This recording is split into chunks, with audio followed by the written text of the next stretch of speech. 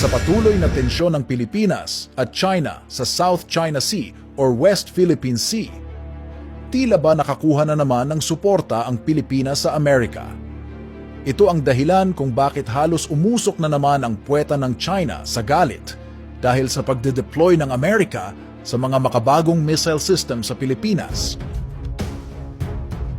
Trending ngayon ang ginawa ng Amerika, ang desisyon na mag-deploy ng isang intermediate range missile system ng US sa hilagang parte ng Pilipinas.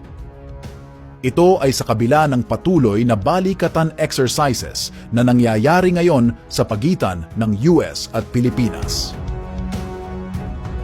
Simula noong nakaraang buwan ng Abril, mas pinaigting ng Amerika ang kanilang presensya sa ating bansa na sumukat rin sa galing at katatagan ng ating mga kasundaluhan sa gitna ng matinding tensyon sa pinag-aagawang teritoryo. Subalit, hindi ito nagustuhan ng China at agad na nagpatawag na naman ng presscon upang kondenahin ang ginawa ng Amerika. Ayon sa Foreign Minister ng China na Wu Qian sa isang press briefing sa Beijing, talagang nakakabahala raw ang ginagawa ng Amerika at nagsisilbi itong banta sa buong rehiyon. Lalo na ang deployment ng missile system ng US na minarkahan ito bilang unang deployment ng naturang sandata sa lugar ng Indo-Pacific. Inakusahan din ng China ang Amerika na naghahanap ng gulo at pinapalakas lamang ang sariling interes nito sa Pilipinas. Sabi pa ni Wu Qian, ang ginawa ng Estados Unidos ay paglalagay sa buong rehiyon sa isang apoy ng digmaan at ito ay maaring maging mitsya ng kaguluhan at panganib sa lahat. Subalit, tila parang nananaginip ng gising ang China dahil kung tutuusin sila ang gumagawa ng mga agresibong hakbang laban sa Pilipinas tulad ng mga panghaharas nito sa ating mga mangingisda, pagnanakaw ng mga islang sakop at pagbomba ng water cannon sa ating PCG. Pero kung papakinggan mo ang pahayag nila, ay tila ba sila pa ang naapi at nasa katwiran. Bilang ganti, nag-deploy din ang China ng sarili nilang intermediate range missile bilang bahagi ng isang malawak na conventional ballistic missile arsenal. Pero kung pagbabasehan ay ang pahayag ng Amerika noong nakaraang buwan, inilagay nila ang Typhoon missile system na ito sa Pilipinas bilang bahagi ng kanilang balikatan o shoulder-to-shoulder military drills. At walang kinalaman ang alitan ng Pilipinas at China sa usapin na iyon. Ang balikatan exercises ay talagang ginagawa bilang bahagi ng kasunduan at hindi raw dapat pag-isipan ng masama ng China. Kung wala naman daw dapat ikatakot ang Beijing hindi dapat sila mangamba sa missile system na Typhoon. Sinabi pa ng isa sa opisyal ng militar ng Pilipinas na si Colonel Michael Logico noong Abril na ang missile system na ito ay kayang magpaputok ng Tomahawk land attack at SM-6 missiles na kayang-kayang magpatumba ng mga fighter jets at magpalubog ng mga barko sa karagatan. Dinala ito ng Amerika sa lungsod ng Lawag sa lalawigan ng Ilocos Norte. Gayunpaman, kahit nasa Pilipinas ang Typhoon missile system ng Amerika ay hindi nagpaputok ang mga tropa sa panahon ng pagsasanay. Ngunit sinabi ni Logico na ito ay ipinadala upang subukan ang pagiging posible na pwedeng maipadala ang ganito kalaking missile system sa Pilipinas na may 40 tons na bigat. Mga kahistoryador, sa Taiwan naman isa sa mga bansa na mortal na kalaban din ng China at ngayon ay nahaharap din sa matinding tensyon na maaring mag-ugat sa digmaan. Marami kasing nagsasabi na anumang oras ay pwede nang lumusob ang China para sakupin ang Taiwan. Ngunit malabo itong mangyari ayon sa mga eksperto. Bakit?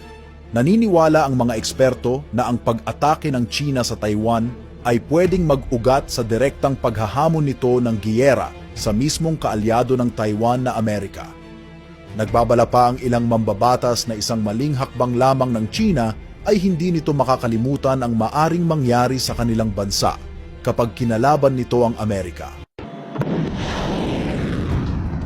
Habang umiinit ang mga digmaan sa Middle East at Europa, tila hindi rin magpapadaig ang mga bansa na nasa Indo-Pacific at Silangang Asya. Ayon pa sa mga eksperto, Kating-kati na raw ang China na gamitin ang kanilang puwersa upang masubukan ang lakas ng mga ito. Subalit, kung babalikan ang kasaysayan, wala pa namang major war na naipanalo ang China, kaya napaka-imposible na maari nilang matalo ang Amerika kung aatake nga sila sa Taiwan.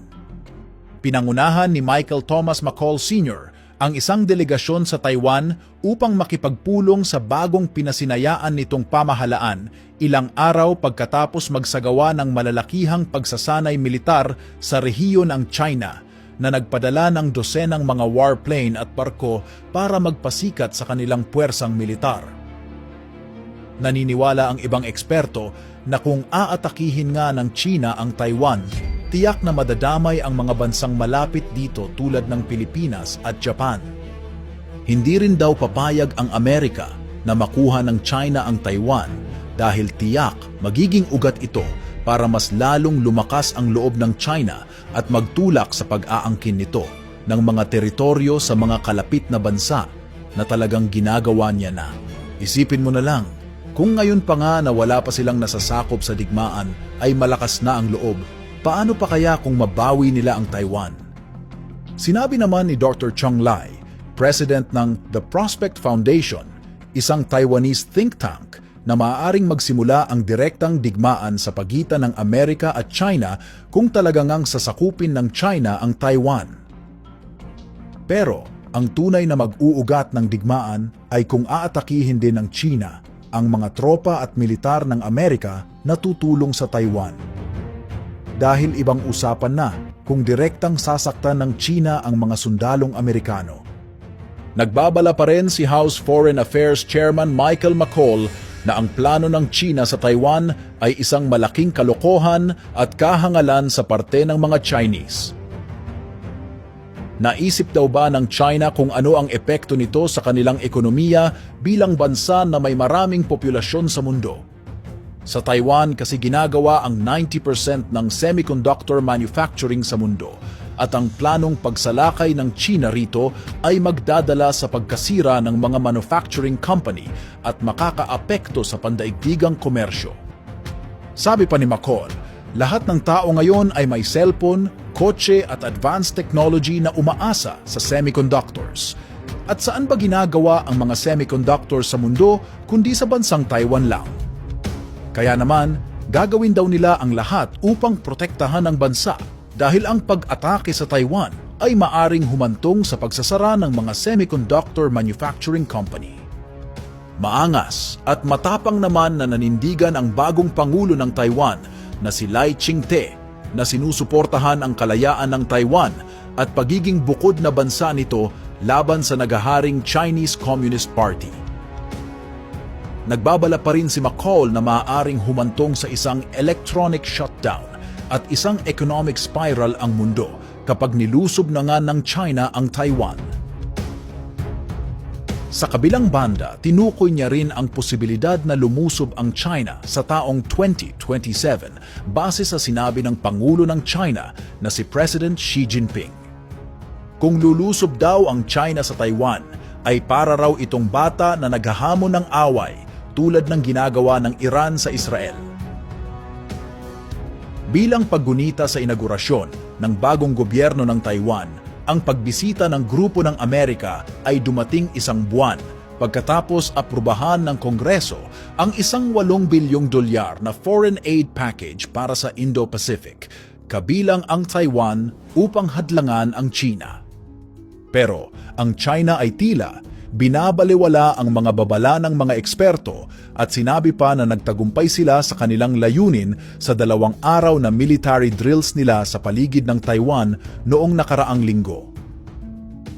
Para sa kanila, ang pagpapakita nila ng lakas sa Taiwan Strait ay isang patunay na handa sila at wala silang kinatatakutan na bansa. Ayon pa rin kay Wu, kumpiyansa pa rin ang China na mapagtatagumpayan nila ang mga pagsubok sa kanilang bansa sa kabila ng mga pagbabago at kaguluhan.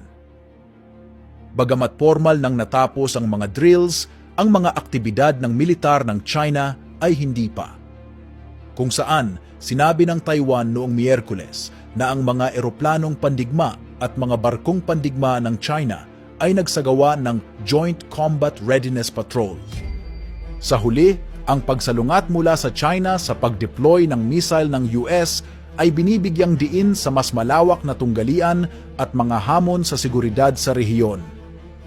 Malaking tulong ang pagpapadala ng typhoon sa Pilipinas, subalit kaakibat nito ang galit ng China na mas lalong magpapainit sa tensyon. Ang mga pahayag mula sa China ay nagpapakita ng mga alalahanin tungkol sa mga potensyal na kaguluhan. Sigurado naman na maghahanda na sila ng kanilang militar at magdaragdag ng presensya ng militar sa rehiyon na nagbibigay diin sa mga komplikado at sensitibo sa pag-navigate sa mga issue sa seguridad sa rehiyon ng Indo-Pacific. Sa kabilang banda, ang patuloy na labanan ng China at Taiwan ay malapit na umabot sa sukdulan.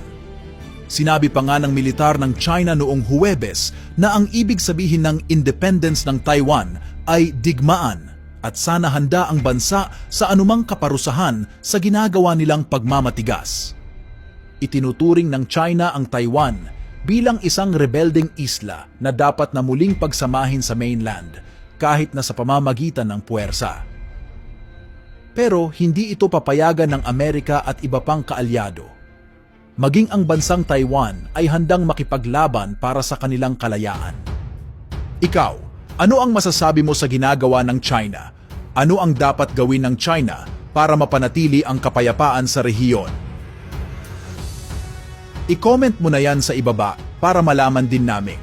Maraming salamat sa patuloy na panonood at pagsuporta sa ating channel. Huwag kalimutang mag-subscribe para lagi kang updated sa ating mga bagong video. Maraming salamat.